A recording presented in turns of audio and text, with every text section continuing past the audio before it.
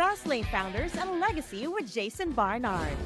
Each week, Jason sits down with successful entrepreneurs, CEOs, and executives and get them to share how they mastered the delicate balance between rapid growth and enduring success in the business world. How can we quickly build a profitable business that stands the test of time and becomes our legacy? A legacy we're proud of. Fastlane Founders and Legacy with Jason Barnard. Hi, everybody, and welcome to another Fastlane Founders and Legacy with me, Jason Barnard, and a quick hello, and we're good to go. Welcome to the show, Greg S. Reid. Jeez, I got to tell you, everyone's watching right now thinking they got double vision or something like that. First of all, you weren't out drinking last night. We just happen to be twins. Right, and if you're not watching, you're listening, we're both wearing red, we're both bald, and we're both incredibly handsome. So lovely to meet you, Greg. We're going to be talking about Stickability, which is all about perseverance. I know about it because I do it. You know about it because you do it, you studied it, and you've written about it. It's going to be super interesting. Stickability in business in particular. But before we start, here's the result for Tell Me About Greg Reid in Google's AI, in Google's Learn About. It's experimental in the US, and it's brilliant. It's the ChatGPT killer. Knocks it out of the park. Gives you a great description, really accurate, explore-related content. On the left-hand side over there, you've got keynote speaker, author, film producer, entrepreneur, context for who you are, what you do, and who you might be serving. That is a brilliant result, Greg. And you tell me you've been working on educating Google Gemini, and it seems to have worked. Yeah, well, actually, a good mentor follows good counsel, and you gave me great insight. When you and I spoke a couple months ago with Scott Duffy, you mentioned how we need to train the AI that's coming out because all it knows is what you know. And GPT is, what is it, general pre-programmed, whatever, what's the actual term, right? So we got to program it. So what I did is I started going in the back end of Gemini, and I kept asking it, who is Greg Reid author, and said, would you like to make a suggestion? I says, use this as a website when people search for Greg Reid or Greg S. Reid. And every night I go through and I do that. And by doing it, it looks like it's working. Yep, absolutely brilliant. And the foundation is actually having a good website and then getting the machine to trust it. And you've got both of those in bucket loads. I also asked it, as a business leader, how do you create stickability? And it's come up with exceptional customer service, innovative products and services, consistent brand messaging, strong community building, and loyalty programs and rewards. I don't know if that's what your approach to stickability is, but Google's AI Learn About has told me that. So we'll be going through that in a moment. And then the last thing, I really like this. I saw somebody using an agent AI. So we're going to be using AI to figure out who are the people we should be speaking to in any specific industry on any specific topic. When I asked it about potential speakers for my imaginary conference, where somebody's going to give a talk about stickability, recommend some people, it came up with Seth Godin, Simon Sinek, Gary Vaynerchuk, Greg Reid, Malcolm Gladwell. Greg, you're up there with the best. Well, thank you. I like to feel like I've done my homework and it's starting to pay off a little bit. For those of you who are new to me, my name's Greg. I'm here in San Diego. I've been publishing 156 books, 45 languages. I have a star on the Walk of Fame. And it's so funny because I write these books, but I'm dyslexic, can't spell, can't read, can't write very good. Play me words with friends who win every time. And I learned a valuable tool. You work your strengths and you hire or align with your weaknesses. So I would sit down with these amazing ghostwriters and editors, and I'd say, a boy wants a bike. He gets off his butt. He mows lawns, makes money. Now he's got a bike. They would recraft and come back and say, it was a glorious Sunday afternoon when a young bright-eyed lad caught the entrepreneurial dream. And they would recraft it in a way people would want to read it. And by doing so and aligning both of our directions, we've impacted the lives of millions. Brilliant. Wonderful. And stickability is what you're all about. It's not just growing a business, starting on a lawn, selling, getting a bike, then moving up. It's perseverance throughout your entire life. Is that about right? Or is it a lot more than that? Yeah, perseverance is the power to persevere. I mean, all it is that first there's a dream, then there's challenge, and then it's victory. Almost 99.9% of people quit in the challenging times. Only the people that we tell the stories about are those who didn't quit and kept going through the toughest of moments. And one of the biggest best-selling books I ever did besides Stickability was 3 Feet from Gold. It's a story about a guy who gave up 3 feet away from the biggest gold strike in the history of the world.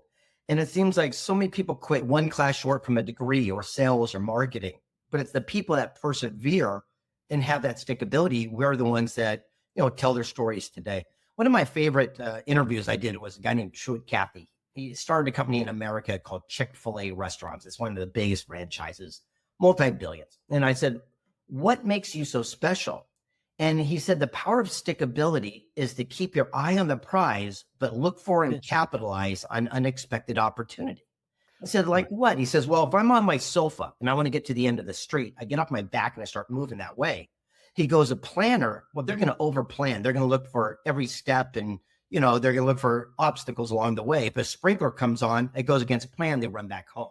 It goes, not me. I'm looking for opportunity. Did a kid leave a skateboard or a bicycle out I could borrow to make my journey shorter? If I get lucky, I'll wave down a neighbor driving by and I'll hitch a ride. He goes, no way I'll get to my goal. I have stickability. I'm just not so caught up in exactly how it has to transpire. Right. So there's a huge amount of adaptability. Excuse me. Well, hey, I'm just like, you said it better than I would. Except I stumbled on the word adaptability. It's so funny. I every time I'm on stage, I'm telling this deep story. I go blah, blah, blah, because my brain usually works faster than my lips. But stickability, again, is just the power to persevere.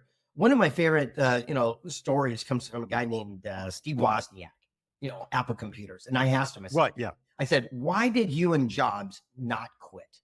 And he said, well, when we got started, he goes, it was really rough. He goes, Truett Packard, IBM would make machines that go from point A to point B, and they had 20 chips. He goes, these microchips are so expensive. He goes, we couldn't afford all but one. He goes, Jobs sold this car. I sold my calculator. We pooled our money to buy one.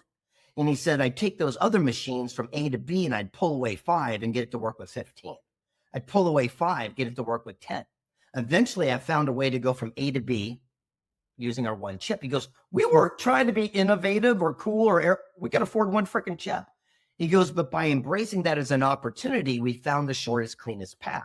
And by doing that, we changed the way people do personal computing forever. And he says, where could we be in our own chosen field if we stop looking at something as our greatest challenge and obstacle, but it could just be your greatest blessing and opportunity in disguise. Right. Okay. Well, that then poses for me the next question, which is, as a business leader, I've seen the opportunity. I'm willing to make the sacrifice to work and work and work and keep sticking and not stop 3 feet from the gold. How do I get my team to follow? Well, first of all, it has to be clarity of vision. And then also we have to understand sometimes we bring people along our journey that don't deserve to be there. And we want to help our family and our friends and all the people that we grew up with. And one of I saw an Instagram video one time, and I put it in one of my big best-selling books. And it was a movie producer here in California. And here's what he said. He said, stop trying to drag everyone upside the mountain with you along the journey. He says, understand that most people cannot breathe at 15,000 feet. You're only going to kill them.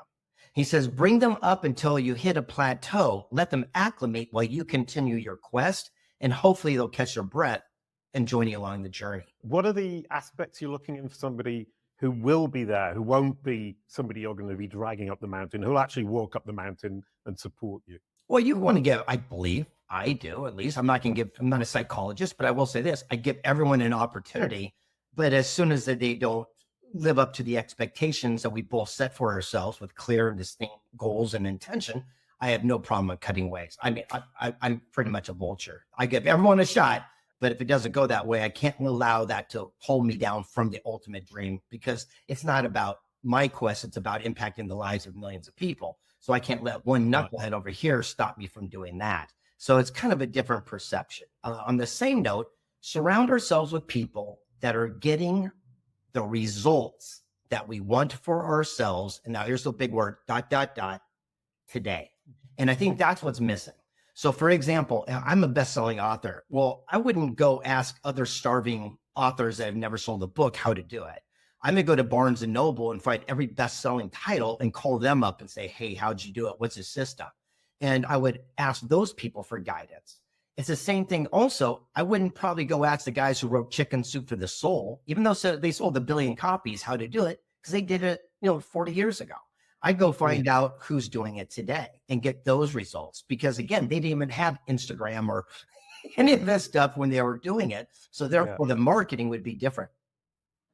Right. So learning from others, incredibly powerful. But my next question then is, in terms of pragmatism, you're saying, right, we need to push or leave people behind if pragmatically they're going to hold the company back, my project back, or they're not going to present this to the public that I'm looking for, which is the biggest public possible. Correct. And the whole idea is having the courage and the fortitude to lead. I mean, that's what a leader does. Unfortunately, we become so friendly and kind, and we want to create this culture and all this stuff. But at the end of the day, if it's a business opportunity, then we have to make sure we surround ourselves with positive, like-minded people. I'll give you something that I'm actually doing right now, and I'll take accountability for this. I have fallen in this trap just like everybody. And for the last X amount of years, I've been paying my certain people a lot of money. I'm talking like a wheelbarrow of money to do certain things in my company. Well, I had a catastrophic event with my son in a major accident. So I kind of cut everything back and I said, I'm just going to put a pin in business for a while. And I got rid of everything. And now that I'm reforming it and doing it myself, I'm going, what was I paying these people for? It's so interesting because sometimes, we get too busy driving the car. We forget to look under the hood or check the tires. So I also think it's going to be important to step back and make sure we look at some of the roles that we're hiring to make sure that they're being, perform the best of its ability. Actually, that really speaks to me right now. So thank you for that piece of advice. I'm going to go away and use it straight away. The next thing is, if I'm now leading, walking up this mountain, I've got people behind me, they've got my back. How do I overcome the moments of fear? Well, there's a thing called relaxed intensity. We'll use the mountain metaphor since we seem to be on it so much. The Sherpa is one of the cool Sherpas that climb Mount Everest and whatnot. Well, he fell in love with a woman from Kathmandu, and both religions forbid each other to ever, get married. And he pulled his wife aside at the time, his girlfriend. He said, hey, do we believe that mountain is a one true God that both sides, honor? And said, yeah. Took her upside the top of the mountain, and they got married on top of Mount Everest, the only couple in history to do so. But on the way down, all of a sudden, the wife got snowblind for 8 hours, couldn't see because she never even climbed a set of stairs, and now she's on top of Everest. And as they're coming down, I said, how did you do it? And he said, relaxed intensity. I said, what does that mean? He says, relaxed intensity is like the captain of a ship. If it's sinking, you don't go around screaming, oh my God. You stay calm and collective, and you keep calm so everyone else stays calm. If not, everything goes down with that ship. And he says, so I had relaxed intensity where I was calm, but inside, I was making sure everything was taken care of. And he says, I got to the first plateau where Life Flight helicopter came up to rescue us. And as soon as they were landing, a wind burst came and slammed him against the side of the mountain. And that split. Crashed, the guy's coming to save him. Wow. And I said, what'd you do? He goes, relaxed intensity. He goes, we became the saving crew and we saved them. And he goes, then we had to climb down more, and another life flight did. And then finally we got to the bottom. And as soon as the father of the bride heard we got married, he had a heart attack. And I said, what do you do? He goes, relaxed intensity. He goes, we have to stay focused on the mission and the prize and keep everyone safe along the quest. I really, really like that, because I've been talking about remaining calm, but relaxed intensity takes that to a whole new level. And it makes so much sense. Just staying calm isn't enough. You need that intensity to keep things moving forward. There's also a question of commitment. If I'm going to be walking up this mountain, Mount Everest, now we've upped the game from just any old mountain to Mount Everest. The commitment I need is immense. It is. And we also got to remember that stuff happens. Look, how many bodies are on the side of Mount Everest? And those people were committed, and they had the money, and they were leaders and all that different stuff. Yet they did make it. And that is part of the quest. And we have to realize that not every single thing we set our intention are going to have the great success. It's living a life what's called non-attachment. Now, I'm going to be very clear on this. Danielle Laporte came up with this. I stole it. And she said, basically living a detached life. That means you don't give a crap. Because that's not a good way to live. But non-attached means you go all in. You give it everything you got, but you're not attached to the outcome. And by doing that, I could always write a book and give it everything I got, and I could let it go and then go to the next project and not be attached to whether people liked it or not. If I did, I probably wouldn't got past my first one. And so by having that type of mentality of doing everything you can, but not being attached to the outcome, that's where success lies. The idea of not being attached to the outcome is really, or the income for that matter, is really interesting. From the perspective, I wrote my book, and then once it's out there, I never read it again. It doesn't matter to me anymore. It matters to lots of the people who read it and love it, and that's great. And it was the same with my music career, with the albums. I would obsess over details in the music, and then 3 weeks later, I couldn't hear what I was obsessed about. Exactly. But that's what, if more people did that, more people would have success, because it's been said that as an entrepreneur, we need to have 26 at-bats before we have a home run. 26 at-bats. Wow. But most people, they have one failed business or two or three, and that's it. And they give up and they go wherever, or they stay in that trying to save it. But we need 26 at-bats. So the whole thing is, as long as you have that mentality, it's pretty awesome. It's like having a deck of cards. You know, there's 4 aces in there. If you keep flipping ones, a 2 and a 7 and a king and a queen, you don't get to it. You know it's there, but unfortunately, most people quit after that second or third, card that they're not looking for. Right. And how can you determine whether or not you've hit on the right one? Obviously, in a card game, it's easy, but when you're in a business and you're continuing with a particular idea, how do you know when to stop, when it's actually going to fail? Well, this comes down to a thing again, where I'm not a psychologist, but I will tell you what I've learned from all these amazing people that I've talked to. The difference was the knowing, not the hoping, not the wishing, not the believing, but the knowing. So, for example, when I met with Yaya Ling, a famous music conductor, I said, why didn't you give up, when you were a kid in this class? He goes, every time they handed me a football, I knew it wasn't for me. So I set it down and went to the piano. And he says, every time they handed me a soccer ball, I knew it wasn't for me. And it's that knowing that separates. Look, being committed and interested are two separate things. John Astroff talks about this all the time. If you start a new restaurant because it's a hot, cool trend, well, as soon as things hit the fan, chances are you'll fold shop. But if you take over the family Italian restaurant that's been in, the namesake for 5 generations, well, when you have challenges, you're not going to quit, because you're going to go back and seek counsel to see it through. And that is the difference. And I'm going to give you one quick little aha. I wish everyone listening to this I got 3 big takeaways, and this is the big one. Brilliant. Successful people seek counsel, and failures listen to opinion. Successful people seek counsel, and failures listen to opinion. And this what came to me from the guy who invented string theory, who created string theory.